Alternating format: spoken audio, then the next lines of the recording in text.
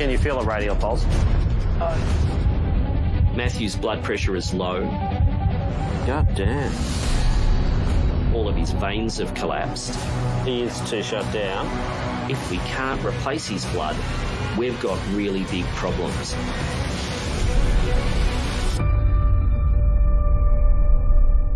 Would you rescue me when I'm by myself? When I need your love, if I need your help, would you rescue me? Would you rescue me? Got a stabbing to the chest. The bone's being smashed to bits. Whoa! Would you rescue me? He's actually stopped breathing. We're going to look after you. I need your love, if I need your help, would you rescue me? Would you rescue me?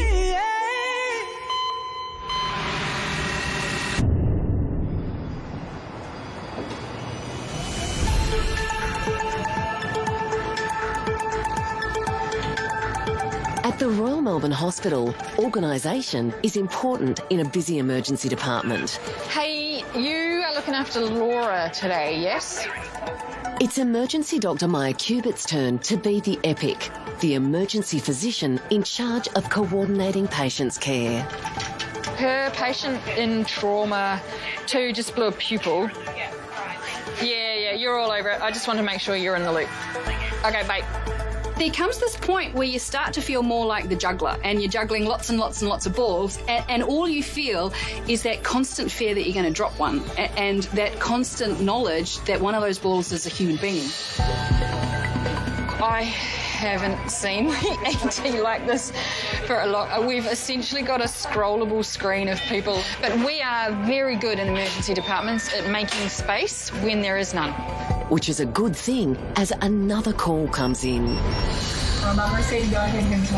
Dr Maya needs to find more room. With a critically injured patient coming in by air ambulance. A motorbike rider has been involved in a serious collision with a car. 39-year-old T-boned by a car with a broken leg, dislocated shoulder and maybe a broken pelvis. Dr Maya calls on emergency Dr Michael Dunn, who's just about to finish his shift. Michael, there's a chopper coming. Cool. With a broken person. 39-year-old motor vehicle accident. Cool. Where are they going? I'm trying to figure that bit out. This will be free. He's going to go to theatre. It's bad for him, but good for you because you can take the space. Cool. I'm always worried when I hear it's a motorbike accident coming in because the injuries can be quite severe and oftentimes the patients tend to be in quite a severe amount of pain. John was on his way to the shops when he collided with a car. He was wearing a helmet, but he wasn't wearing protective clothing. Everyone ready? That 1, 2, 3. Jonathan, 39-year-old, motorcycle rider. He's been T-boned, he's been checked over, landing predominantly left side. He's got grazes, period dislocation left shoulder, and significant is a mid-shaft femur. Very evident distortion and outward rotation. Okay. John, hi. I'm Michael, one of the doctors, okay? We're looking after you here. Can I ring my mum? I'll give her a call for you shortly, okay? John's family, including his mum, all live in Tasmania. He's been travelling alone around Victoria. Where's your pain at the moment? Stay still, stay still. Just tell me. Your shoulder? Yeah, okay. Your shoulder. Yeah. And, your leg probably as well, is it? That's okay. John's been given ketamine for his excruciating leg pain, but the powerful medication is making him slur his words and feel disorientated. Big breath, John. The fracture John has is so bad that you know that the force that went through that was quite significant. It's going to be, I say, a very challenging fracture to actually fix.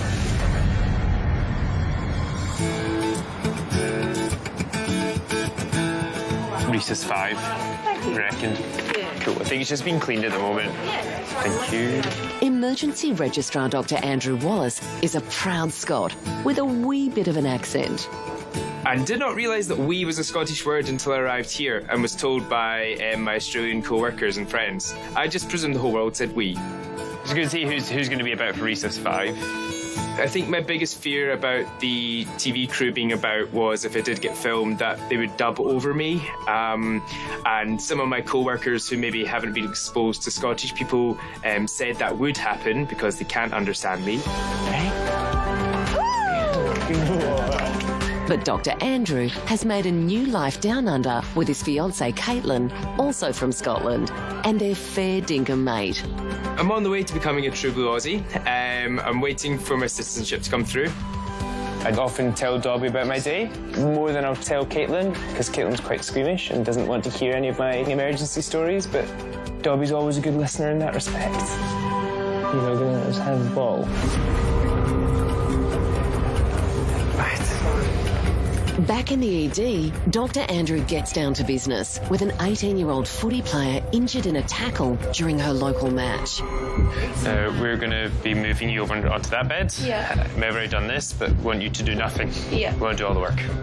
Caitlin's wearing a neck brace with the possibility she's injured her spine in a crushing tackle. And neck injuries in the spine can be absolutely catastrophic and cause paralysis. Go, ready, set, go. Caitlin's high heart rate at the moment is worrying us. It could be just anxiety, it's a stressful situation. She could be bleeding internally, so we've got to make sure that we rule out more serious causes. Hi Caitlin, my name's Rain. I'm one of the trauma doctors. I'm just going to have a look at you while the other guys talk to you, okay? Do you remember where you got tackled? On the back or the side? Yeah. And you remembered everything? Yeah. You weren't sure exactly what happened? Yeah. So you were able to get up? I got up. And you saw it on her feet? Yeah. She said where she got tackled felt like bra strap level, but the pain is lower down. She's tender, and especially the lower part of her back. That worries us because it gives us more indication that she could have injured her back. That would include a fracture to the spine. Just keep it there, keep it there. Can you keep it in the air? Keep it up. Good. Try this one. Is it because of the pain? Yeah. Still worried about Caitlin's neck and spine, the team puts a more protective brace on. Putting myself in her shoes, I'd be worried. You know, it's an intimidating environment in the emergency department. You know, you don't have your loved one or your mom at this point, and you're worried that something's seriously wrong with your back. I think people often say that being in emergency is the worst day of their lives, and I think it's always important for us to remember that. Okay. Right. Hopefully, Caitlin won't be without her mum for long.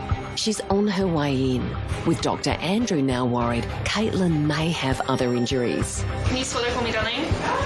Was the tackle worse than we thought, and has she injured kind of the big major organs in her abdomen, her liver, her spleen, the injuries that are more susceptible to injury from a blunt force trauma?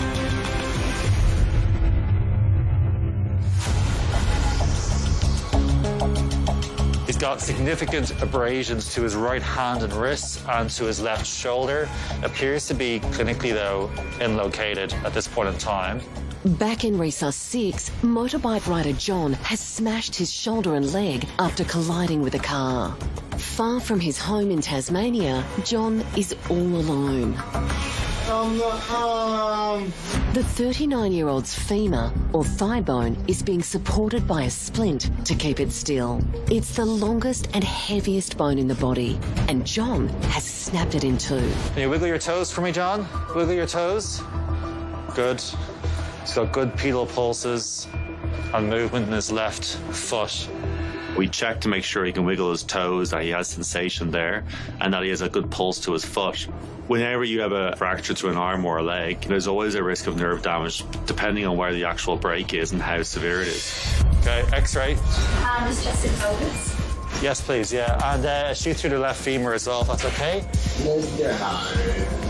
John is a long way from his family. His life is unravelling, and he has no one to turn to.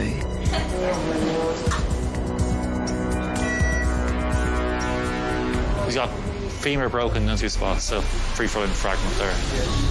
Quite surprised at how bad that fracture is. It's broken in two different places, and fractures like this means that this bad, there is always a risk that he may lose the ability to walk normally again. it's starting to dawn on John just how badly injured he is. Please help me. Please, God, help me.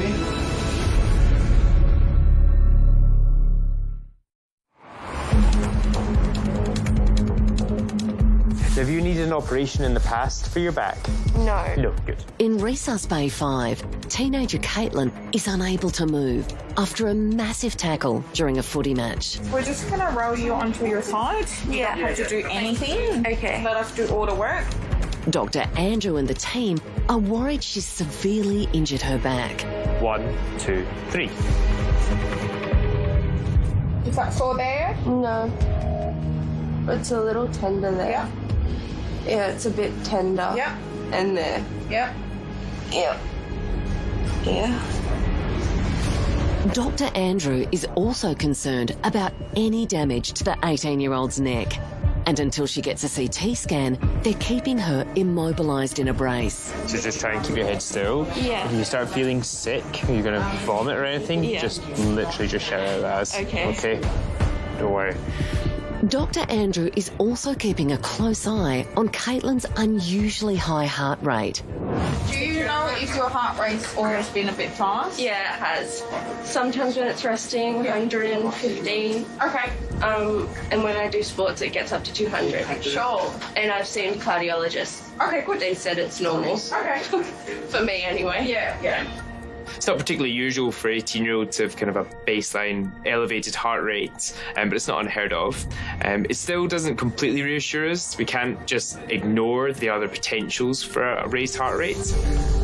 As Caitlin is prepped for CT, her mum is on her way to be with her. Next thing we're going to do is we're going to scan your spine. This will look for things like fractures or anything like that. The worst part probably for you is just going to have to be staying flat until we've done the scans. Probably can't go to the toilet. We can put you on a pan. Yeah. Oh, okay. So we roll you like we did before. Yeah. We'll slip a pan under you, and then we'll tilt the bed, and you just wee lying down. I think in terms of bedpans, I don't know if I would like to do it. I think younger people have got a big aversion to bedpans. Maybe the older generations are more comfortable with them.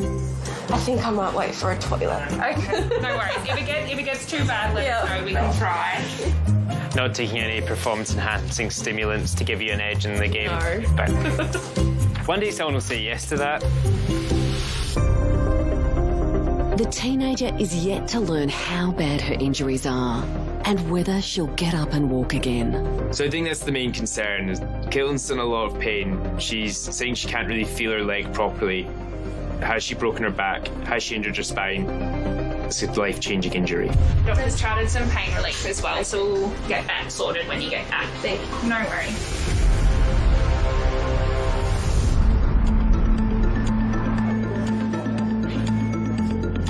My leg is stiff. I know. Stay still for me, man. Stay still for me. In Resus Bay 6, 39-year-old motorbike rider John has serious injuries after colliding with a car.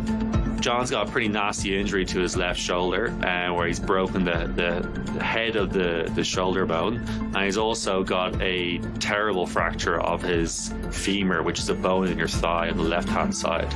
Okay, mate. I'm gonna get you to hold yourself here. It's okay. It's okay.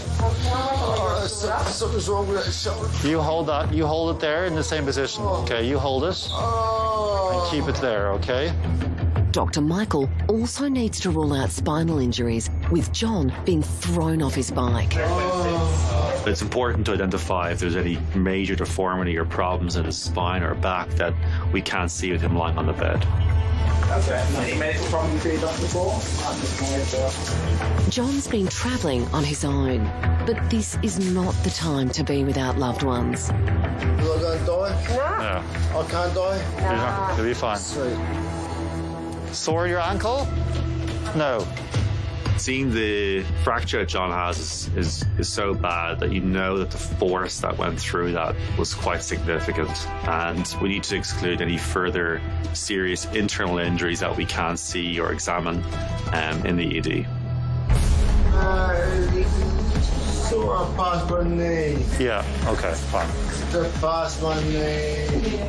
As John is prepped for CT before he goes to theatre, the worry is he may not regain full use of his badly broken leg. With a fracture this bad, there's always risk of nerve injury, injury to blood vessels, and potentially not being able to rehab to the point where you can walk properly again.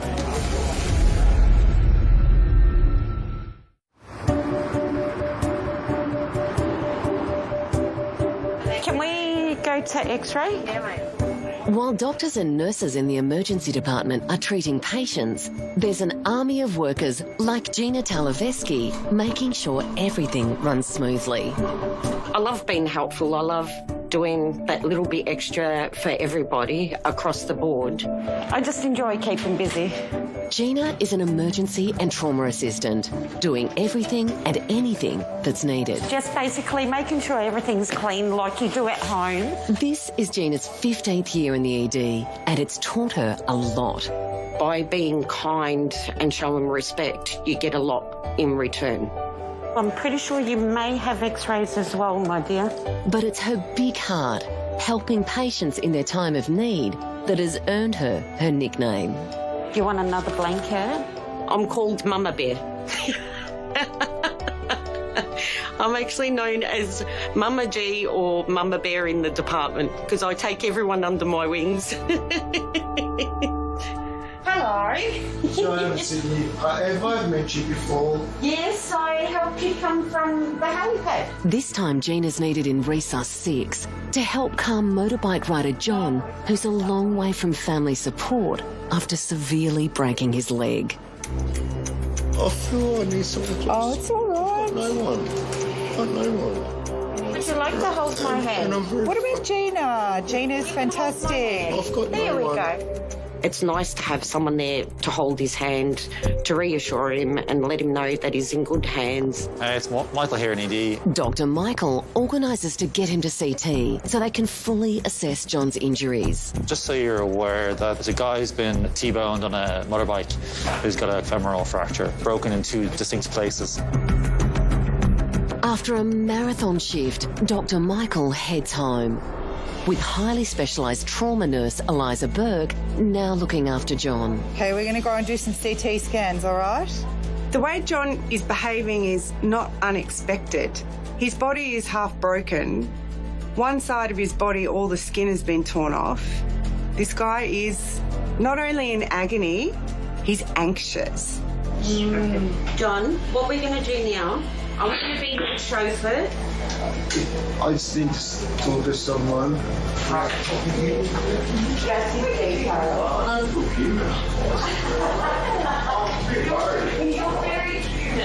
I've managed to push in the trolley and hold in the hand down pat.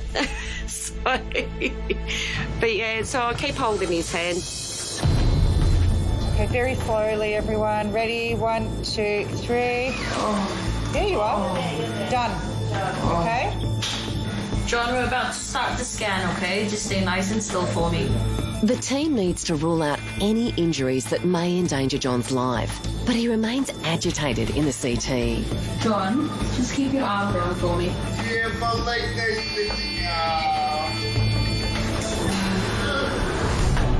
Hang on. John is starting to be sick. They have to move quickly to stop him choking on his vomit. Okay, hang on. Okay, ready? 1, 2, 3. Oh. Dr. Meyer is called immediately. You guys okay? Oh, gosh. The vomit? He's not agreeing with you. Yeah, okay. All right. You're all right. You're all right. Got lots of pain. Hey, it's okay. Just having a little panic attack. Okay, it's just okay. It's a little panic attack. Oh no! Hey, John. No. You're not going to choke. I've got the. Your airway is perfectly fine. Okay. It's all right. I'm okay. You're all right, mate. You're okay. Thank you. It's okay. Thank you.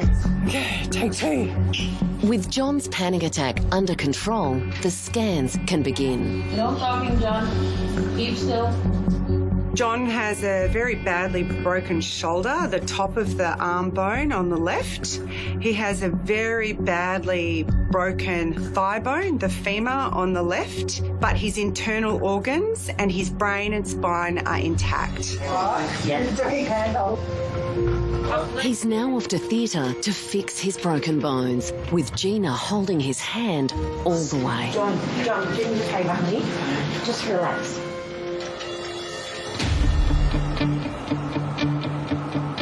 ETA is when? About 15 or so. 15 minutes. And do you know where you're doing it or not? Trauma 1. All right. Senior emergency Dr. Martin Dutch decided to switch to medicine after starting a science degree. Suddenly realised that people were far more interesting than little white mice to interact with, and so decided to study medicine. Somehow, he also manages to find the time to be one of Victoria's top first aid volunteers. I'm fortunate that I'm in a leadership position as a volunteer delivering medical care to the community, and I'm the State Medical Officer of St John Ambulance in Victoria. That's something I'm proud to say as part of my skill set, that I can get things done when we need to get things done. Dr. Martin's extensive experience is needed now. Room open receiving. With the arrival of a trauma patient with airway injuries. Got a 37-year-old male, possibly an MVA, down to Williamstown. He had a head strike in the windscreen and a swelling around his airway. This is an airway risk. Thanks, Michael 19. Room open received. Martin? Yeah. Dr. Martin gets ready for the patient, whose life is in danger. Matthew had just dropped off his 2 children to school minutes before the accident happened. What we're going to do is get you across to our bed first, OK? Registrar Dr. Caitlin Young is among those helping Dr. Martin. OK, on go. Ready, set, go. And down and go. Ready, set, go. Well done, mate. So got a 37-year-old male, sole occupant driver of a car in a suburban street. Looks like he's come around the corner. He's hit a parked car. Looks like primarily most of the impact has been on his head. You've got lots of blood in your mouth there, haven't you? Matthew slammed into the windscreen of his vehicle. We're worried about his breathing. There's blood in his mouth, and that can cause swelling with these injuries. If that bleeding or the swelling goes into his actual airway, it can make it very difficult for him to breathe, and that sort of situation can develop quite quickly. The team is worried about Matthew's breathing, but there's another serious problem. His blood pressure is heading south. That little sharp prick in your lip. To treat Matthew's falling blood pressure, Dr. Caitlin has to set up an intravenous line to get blood into him fast. Can you feel a radial pulse? Matthew's blood pressure is low, and that means that all of his veins have collapsed. We've got really big problems. The amount of blood flowing to these organs is dangerously reduced. Can I have a look?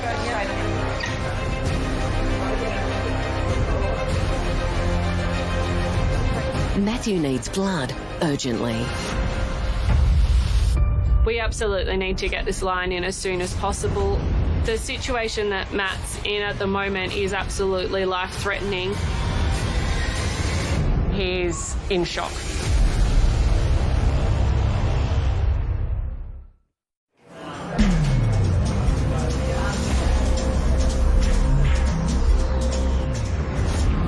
At the Royal Melbourne Emergency Department, Matthew's critically unwell after slamming his head into the windscreen of his car in an accident. All right, and you got to put one of those in, yeah? The father of two's blood pressure is dropping and his body is shutting down. Dr. Martin can't get an intravenous line into Matthew's collapsing veins to give him life-saving blood. All right, he is to shut down. Do you want to grab the ultrasound? Yeah. We use the ultrasound to help guide the needle that we're popping into the vein, and it also means that we can access deeper veins than what we can easily see on the surface of his skin. Line's in. Thank you. So now that we're giving Matt blood, I'm hoping that his heart rate will slow down, his blood pressure will come up. If he doesn't do that, what that says to me is that we can't replace his blood at the rate he's losing it. And that's truly a life-threatening situation. The current blood pressure, 92 and 70. But Matthew's vital signs are not improving. A third unit of blood is given, but it's not enough to compensate for what the team suspects is internal bleeding. He's pretty tachycardic and hypotensive. So he's had 3 units of blood now. Tachycardia means that the heart is beating very fast because it's trying to compensate, it's trying to bring up the amount of blood that is circulating around the body. So we're worried that he's bleeding internally and we need to find where that blood is coming from. Dr. Martin uses the ultrasound again to try and locate the source of internal bleeding. There's a bit of free fluid. It's not around the spleen, it's not up near the liver. Right now, Matt's really unwell, and we just need to work out where the bleeding is. Big breath, mate. Oh, wow. That's unusual. The bottom half of his breastbone has a big dip in it. You can see his lungs on either side, but it's making it hard to get a good view of his heart. So it's possible that fluid may be building up around the outside. That's a life-threatening condition. Dr. Martin makes a difficult decision to move Matthew to CT immediately. I'm good to move. You got some blood? Yes. So right now, Matt's got a number of important issues that we need to address. He's showing evidence that he's bleeding internally somewhere, and his airway still remains at risk. There's always a danger that he'll get worse on the way to CT, but he's not going to get any better staying where he is, so we need to press on.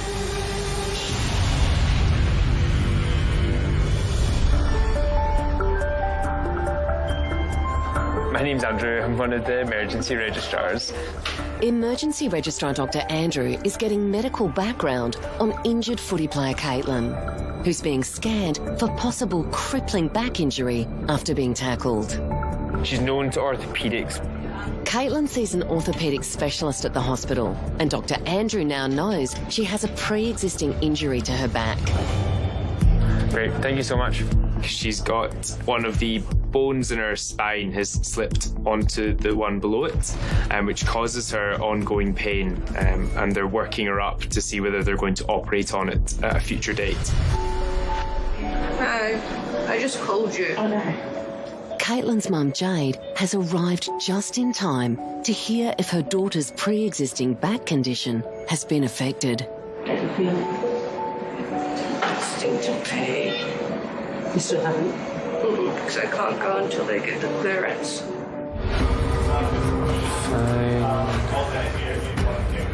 The CT results are in. Oh, we've got the chronic old changes, but we've got no new breaks in the bone, which was the thing that we were worried about. Dr. Andrew now believes Caitlin suffered spinal shock. Spinal shock is when the spinal cord takes a hit, so it takes some damage, and it causes changes in your nerve function. It's usually temporary. Which means he has some good news for Caitlin and Jade. Hello, me again. Hi. Good. So spoken to the orthopaedic doctors. They're happy with how everything sounds, happy to see how we are on our feet. Think we can, should we have a go? You just... I need to pee. Yes, you do need to pee. She can wee.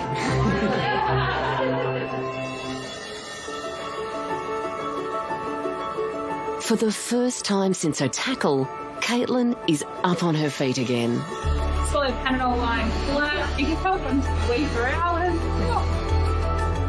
As relieved as Jade is about her daughter's recovery, she's not so happy about her playing footy.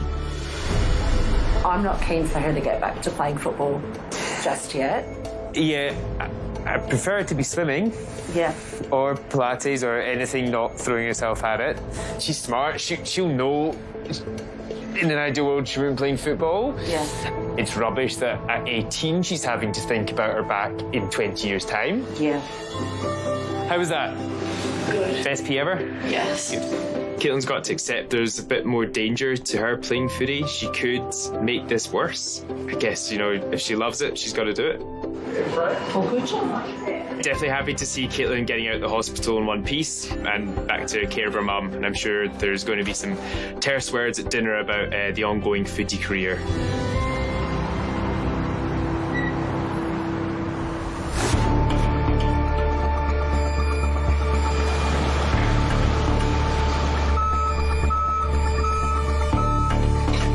In the ambulance bay, paramedics are arriving with a 76-year-old man who has extremely itchy skin. He looks really itchy. I don't know anything about him yet. Perfect. We can learn together. Emergency Dr. Michelle Thornhill and nurse Abby Fistrovic are not sure yet what to make of Ray's symptoms.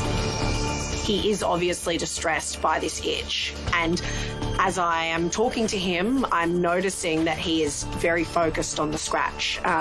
He just can't stop. Hello, sir. What's his name? Raymond. Hello. Ray. Nice to meet you, mate. I'm Abby. I'm one of the nurses. This is Michelle, the doctor. Oh, dear. We got to do something about this itching. It's driving you nuts. Oh, man. Okay. It could be a number of things, anything from an allergic reaction or some underlying illness, and that might be causing a rash. On 3. 1, 2, 3. Oh. Ray's wife of 51 years, Chris, was so worried about him, she called an ambulance. So today, Ray has woken up and been very confused and lethargic, can't answer open-ended questions, and can't really obey commands unless they're very, very short, easy commands. Ray's heart is also beating fast and his temperature is up. So it's just a marker of unwellness, but it's hard to tell initially what's going on and what the cause is. When was it you really started to go downhill? Was that yesterday? Hard to say. Dr. Michelle finds out Ray's recently had an operation. He unfortunately had a skin cancer on his scalp, and he had a plastic surgery recently to remove that cancer and the tissue around. A skin graft was taken from Ray's leg to replace the skin on his head. So it's mainly your itching, your sort of aches all over, and then you had this graft a few days ago. All right. I'm starting to put a picture together in my mind, and the first thing I'm really concerned about is infection. Based on Ray's rapid heart rate and the temperature he's running, Dr. Michelle believes he has a sepsis infection. When we say sepsis, we usually mean that there is an infection that has spread into the bloodstream. Doing your temperature while you do that? Is your head sore here where they put the graft on? The graft on and the graft moved. Okay. I'm really concerned for Raymond. Sepsis can be life-threatening. So it's really important to work hard and fast to treat him with the strongest antibiotics that we can.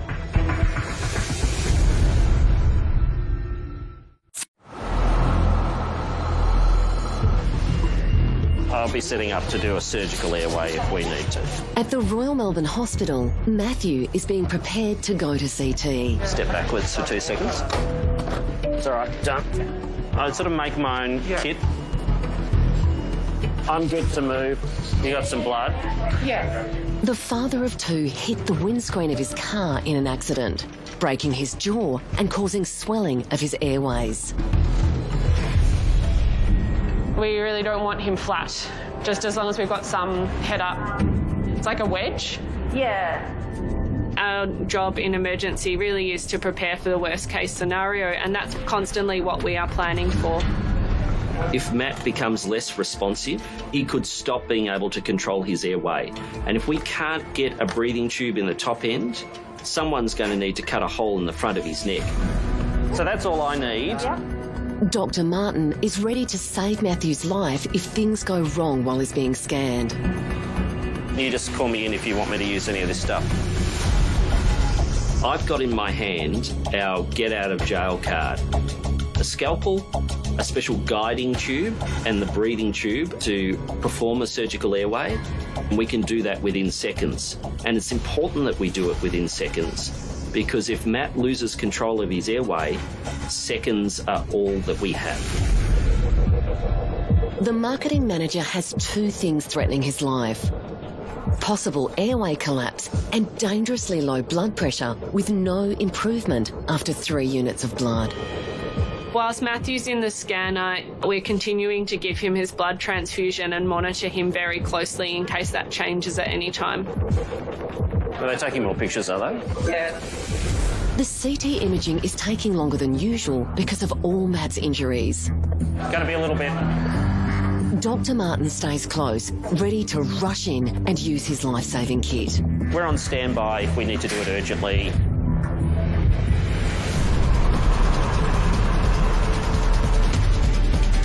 Across the corridor, retired air traffic controller Ray came into the Royal Melbourne Emergency Department very itchy. 37.9, I heard you say. I was just going to ask you. Okay, so it's probably on its way down after he had some Panadol and some fentanyl. Along with itchiness, Ray has a rapid heart rate and a high temperature. Dr. Michelle believes he has an infection which has entered his bloodstream and can be life-threatening. But this itching for you is sort of normal? Yeah. Yes. Okay, so it's not new that you're this itchy, correct? Correct. Okay. But Ray's itchiness still has Dr. Michelle baffled. I was trying to figure out what was causing this itching, and then we get more medical history, which gives us a vital clue. Dr. Michelle and Abby go online to figure out what Ray has. Here we go. Sézary syndrome. We hear that Ray has Sézary syndrome, which I've never heard of before. We were both quite baffled. Cuteness T-cell lymphoma. Certain white blood cells called T cells become cancerous, affecting the skin. Never heard of it. No. Okay. Interesting. Okay. So, Sézary syndrome is a rare form of cancer. It affects a certain type of the white cells in the blood and manifests as a primarily skin condition where people can have rash all over the body, presents as being very itchy a lot of the times, and they can develop multiple forms of cancer of the skin as well. Just gonna have a look over here.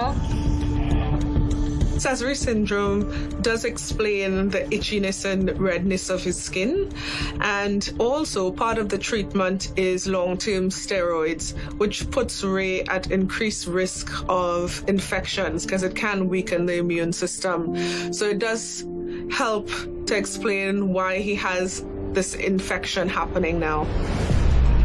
Ray's been given antibiotics while the recent skin graft to remove a melanoma on his head is washed and bandaged by Nurse Gunnar. So how long since you retired? 20 years now. 20 years? Yeah. All right. Just where the infection is coming from remains a mystery, but the graft has not been ruled out. He needs x-rays and scans to see where the possible infection might be.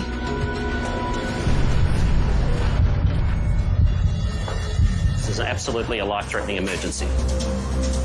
It's a tense time for Dr. Martin as he waits for his patient Matt to be finished in the scanner before he can get him to theatre. I'm going to get one of the nurses to go up and set up theatre. Matthew makes it through the CT, still breathing on his own, but is nowhere near out of the woods yet. Jaw fracture. Yeah. Okay. Split a lot from his forehead. Matthew's got a number of different injuries going on. Probably the major cause of his shock is that he's got bleeding inside his abdomen.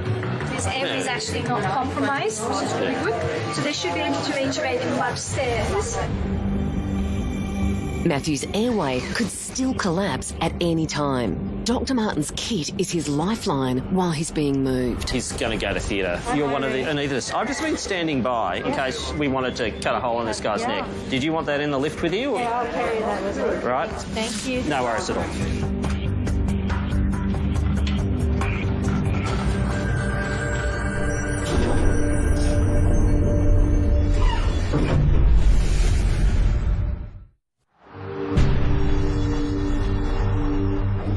In the emergency department, Ray is waiting for next steps after having the wound on his head dressed and bandaged. How are you feeling now? Oh, apart from death, I'll leave it as is. After being made comfortable and with his wound dressed, there was only one person he wanted to talk to. I'm hoping to eventually see Chris, and I've been married with her now for 51 years, and boy, do I love that girl.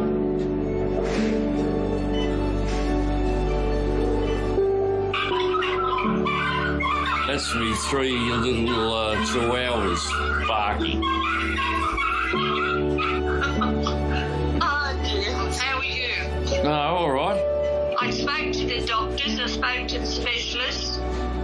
You know more about it than me then, if that's the case. Give me a report. Well, she said that she's not too sure where the infection's coming from.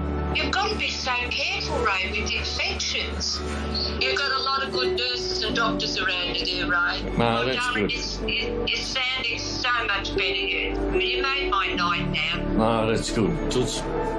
It is amazing that, you know, some people just have it really hard. He's had a lot to deal with this condition, and it's amazing that he can still put a brave face on and still crack a smile and even make a joke.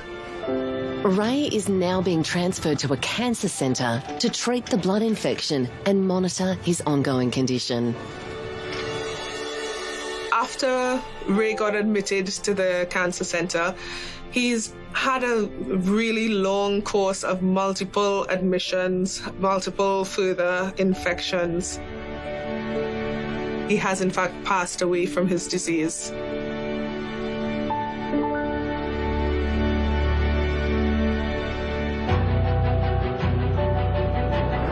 Jonathan, 39-year-old motorcycle rider. He's been T-boned. Something's wrong with that shoulder. You hold that. Dr. Michael's patient, John, suffered multiple breaks to his shoulder and leg when the motorbike he was on was hit by a four-wheel drive. I feel I need something close. Oh, it's all right. No one.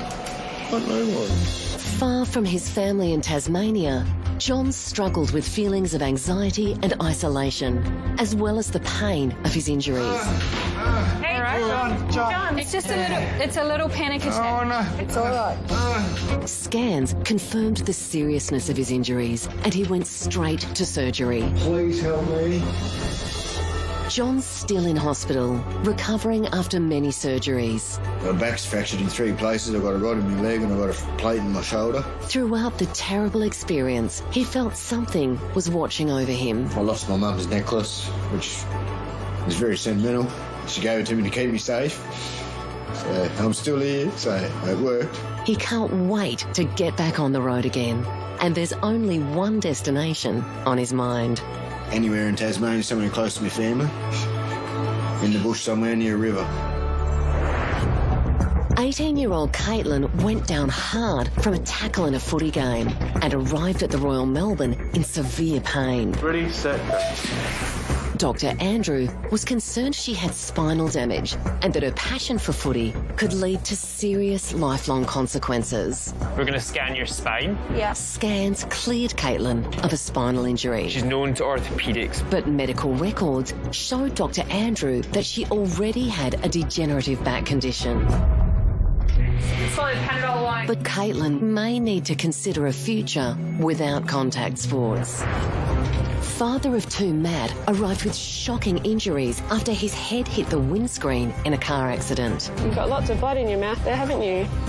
Dr. Martin and Dr. Caitlin feared Matt could suffocate from damage to his airway or die from internal bleeding. Can you feel a radial pulse? With multiple injuries, Matt was rushed to surgery. 14 weeks later, Matt is happy to be home. After surgery for head injuries, a broken spine, dislocated shoulder and a shattered jaw. The team at Royal Melbourne, they certainly were there when I needed them and they saved my life.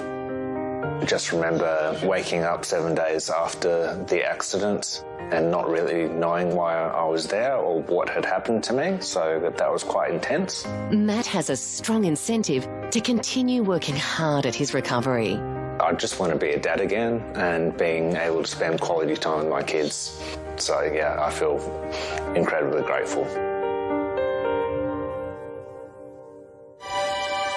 I can't imagine what it must be like to be a mum so far away from an injured child. 2 19-year-olds. All right, lovely, you hold my hand. 2 serious accidents. To see Kevin in front of me awake and talking is pretty remarkable. They thought they were indestructible. He's a tough kid. Who's that? But they're not. When the alarm goes off, we always assume the worst. Really serious trouble. All new Emergency, Monday after the block on 9.